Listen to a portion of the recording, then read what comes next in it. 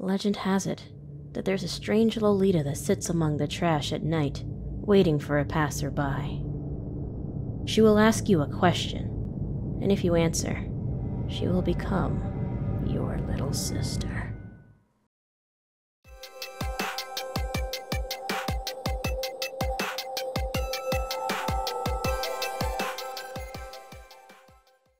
Hey yo, and welcome to That Manga Club Halloween Special. I am your club president, Cassandra Mangeka, and today we are talking about that manga about a murderous Lolita girl. Of course, I'm talking about Haruto Ryo's Ibitsu, not to be confused with Okada Kazuto's manga of the same name. That one's an H manga, but if you want it reviewed, it can be put on my Patreon. Today's Ibitsu is a different kind of H manga. It's horror. The H is horror. This 2-volume manga was serialized by Young Gangan on October 2009 and completed in July 2010. Young Gangan has serialized other series such as Darker Than Black and Hanumaru Kindergarten. The author only seems to have one other accredited work where they were the artist and not the writer, for a one-shot called Spec Ray, but they still seem to be active in web series. Link in the description. Ibitsu translates to Twisted, which 100% suits this story. There are no animated or live-action adaptations of this series, which is super unfortunate, as I really think it would translate well as a movie or miniseries. But we only care about manga here anyway. Like always, I will be spoiling portions of the manga, but the ending will always be up to you to read.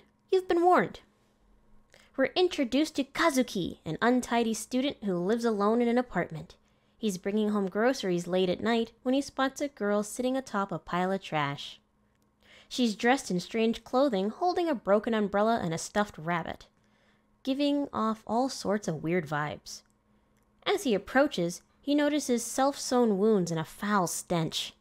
As he passes by, she asks, "Do you have a little sister?" He makes the mistake of answering her and hurries home to his apartment nearby. When he looks back, she's gone. The next night, taking out the trash, she's back sitting on her throne of garbage, and Kazuki wants none of it. He approaches and chucks the garbage bags at the edge of the pile, and quickly turns to leave. However, the strange girl shouts out in pain. He quickly turns back around to apologize, thinking the bags hit her. She demands that Kazuki let her inside his apartment to clean her stuffed plush. He doesn't get much of a choice as she forces her way in, leaves a complete mess in his sink, and then dips. This is but a taste, a morsel of the torment this girl is about to bring to Kazuki's life. As the story progresses, her actions grow more and more twisted, especially when the Lolita, named Remina, discovers Kazuki's actual little sister, Hikari. There can only be one. It's unclear if the Lolita is a physical creature or some sort of entity. She seems to have gone to the Jason School of Teleportation.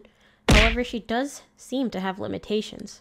Regardless of those limitations, she's ruthless. This manga, again, is a horror and contains scenes of gore, self-harm, and abuse, so read at your own risk. The art in this manga is surprisingly good. The Lolita is always drawn with sharp features and a bit elongated in her proportions.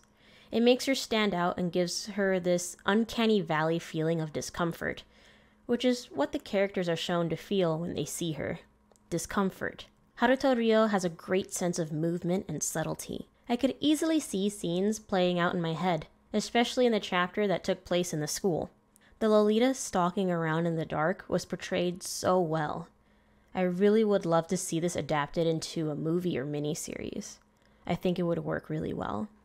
Also, despite the otherworldliness of the Lolita, her torment of Kazuki is grounded in reality and realism, so it makes it all the more scary. Certain moments are more creepy because it's something that could actually happen. And yes, there are moments that are supernatural in nature, but not something so fantastical it takes you out of it. The big twist was pretty confusing my first read through, and I had to go back and read it again.